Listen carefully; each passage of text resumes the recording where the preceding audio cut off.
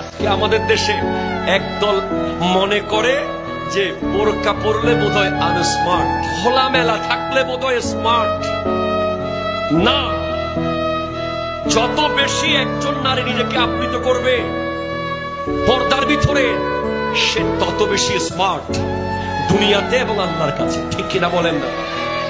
আপনি খেয়াল করে দেখবেন, যে ঘরের নারী বোরকা পরে সব সময় পর্দা করে কঠিন, ওই নারী ইন্তেকাল করার পরে যারা তাকে টিটকারি মারত, আনস্মার্ট বলতো, তারাও বলে ইস, অনেক পর্দানসীন ছিল। ঠিক কিনা জোরে বলেন? আর যারা খোলামেলা চলে, নিজেকে 2024-এর আধুনিক মনে করে, আধুনিকতার নামে বেহায়াপনাকে যারা প্রমোট করে, তারা মরার পরে মানুষ বলে, মুখে না বললেও মনে মনে তো বলে।